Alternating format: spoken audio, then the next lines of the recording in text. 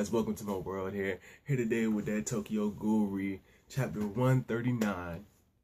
Okay, we find out a couple things in this chapter. We find out who the person in the black was, who was with Hajime and Take, who interrupted, who came through when they was about to scrap. It was Yui, bro. I don't know what the doctor did to Yui or Futara. I don't know what they did to her. She's not the same. She's talking, but she's not the same. Hell no. Last time we saw her, she had this mentality. She was like, "Oh, I'm gonna go against the system. I don't like Futara. You know what I'm saying? I don't like him. You know what I'm saying? We about to fuck shit up." And now she's so subservient and shit. You know. And she's in all black and shit, you know what I'm saying? I mean, I think she's always been in no she hasn't. But she's in all black and shit looking fierce. She has a fucking spear, a pole arm. She's nasty with it. She is disgusting with it, honestly. But yeah, she's back. She's obviously under some type of mind control. Not mind control, but something's obviously happened to her, honestly. Like, her eyes are fucking, fierce. They're in your face, man. They're crazy. But yeah, the chapter starts off. We got a map of where everyone's at, and you got Yuri. He's at the CCG. You know what I'm saying? You got the Qs. They're pretty freaking close by, and then you got the to the left of the CCG. I don't know my east from. They be on the west. The west is CCG. And then you got some other people over here, fucking the Stopgate Squad. I don't know who the fuck that is. Oh, Goats people. Okay. And then you got Kaneki and them, also more further to the west, in the woods. You know what I'm saying? And then you go down. If you go south of the Qs, you see that's where the Goats exterminate. That's where the Ogai are. They're in the 24th Ward, the Goat headquarters. And then you got freaking Three Blades, and you got the white collar, the white shirt, the white suits. There we go. And then you got fucking Take, and they're underground with fucking Hajime. And then you got even further to the ground, you got Toka and them. And then where the chapter really starts is where you got Yomo, and he's fighting Mutsuki, and she is proficient with the knives. He even says that she is probably second to only Suzuyu. You know what I'm saying? Juzo. And then he's basically giving her props. He's like assessing how she fights. You know what I'm saying? He's like, yo, these knives are annoying, but not only her knives, she has a freaking a bakuke or whatever the fuck he said. That's extremely fast. You know. And proficient. And then you got her assistant, still don't know this man's name. You got her assistant who one thing, he was about to attack Yomo, he faked, and then he created a trap inside of the pipes. Cause oh yeah, by the way, yo, Mutsuki is a fish. If she was a good guy, oh my gosh, she would be such a good asset to Kaneki, but she's not. She cut up so many pipes. I think it was just with her Kagune. It was ridiculous. You got water coming out and shit. Anyway, yeah. So he fakes, and then he creates this fucking these traps inside the pipes. But then Yomo does this electricity thing with his Kagune. I don't know what the fuck that shit, but that shit looked cool. And then Mutsuki starts assessing Yomo. She was like, yeah, this man, he's good at melee attacks. You know what I'm saying? He has a good ranged Kagune shit, and she basically said this man is the perfect package, basicly. He's he doesn't have any flaws. But then she was like, but I have emotion. And then she started thinking about Kaneki, and I'm like, oh my gosh.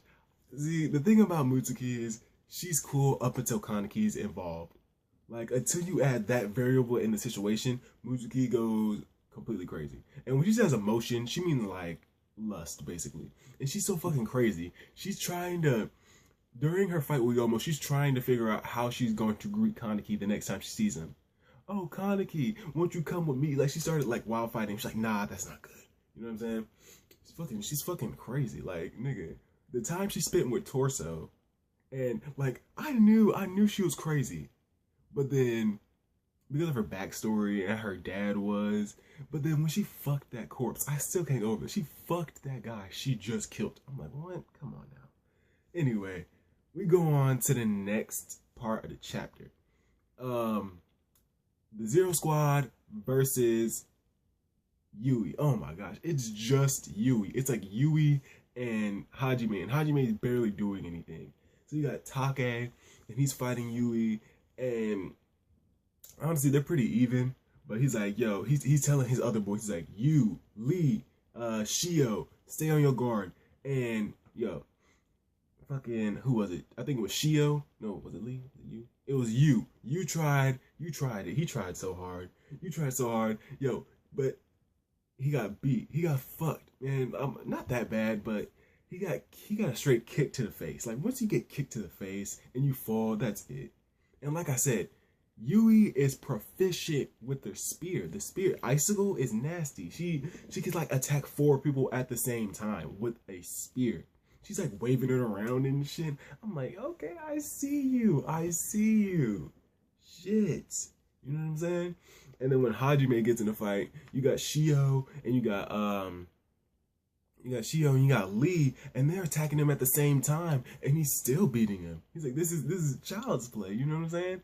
And Shio's about to get fucked up, but then Shio's like, I got this. Like he's like up in the air, upside down. The Hajime has his Kagune coming for him. You know what I'm saying? He does like he puts his hand on the Kagune with his sword, and then he like twists his body to where he can go back a fair enough distance. You know what I'm saying? But he fucks up his hand in the process. It's like bloody and shit. You know what I'm saying? Taki's like, what do you do? Be careful. Stop fighting him like he's a human. Fight him like he's a ghoul. You know what I'm saying?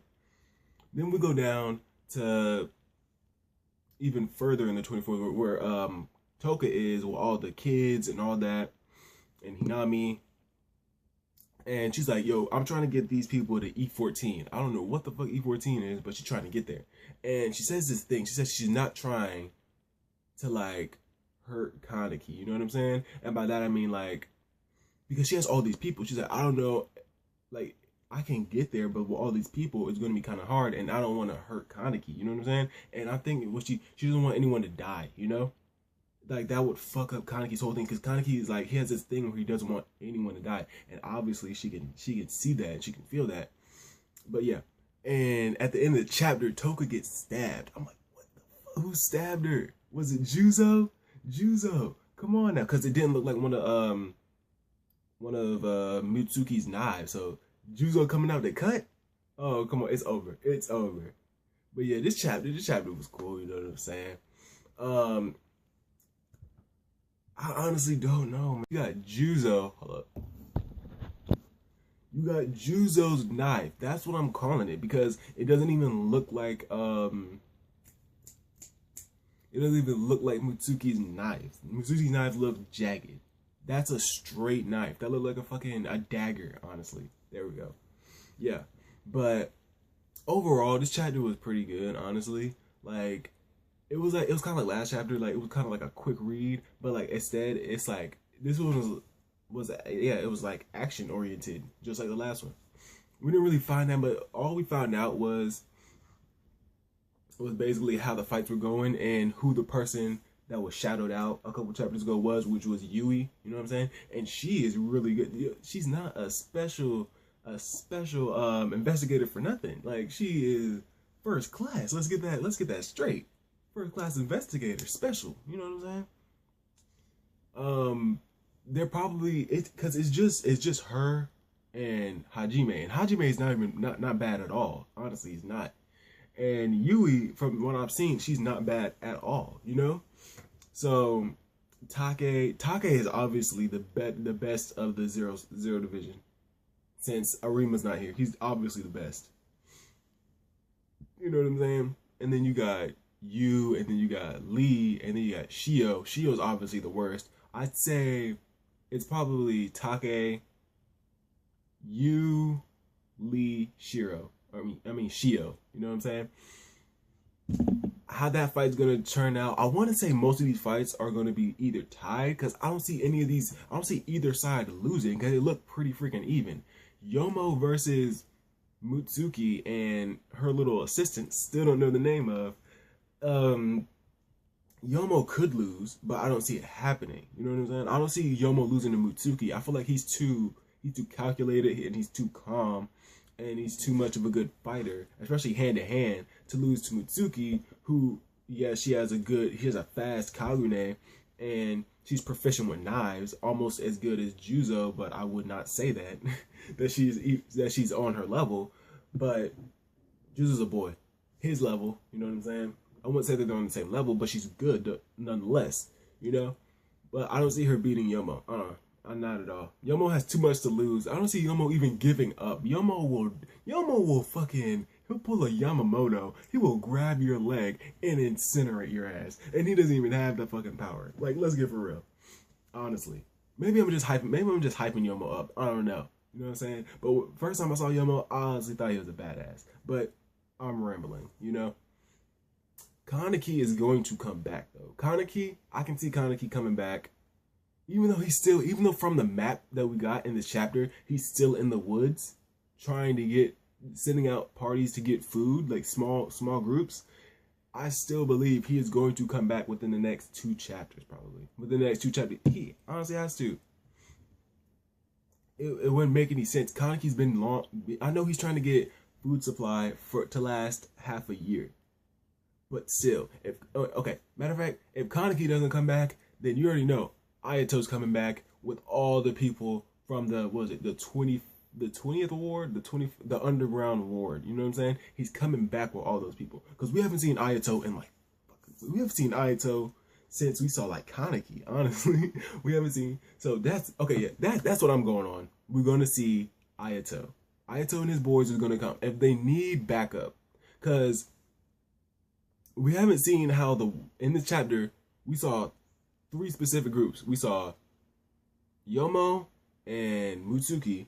We saw the Zero Squad and Mutsuki, not Mutsuki, Hajime and Yui, and we saw Toka.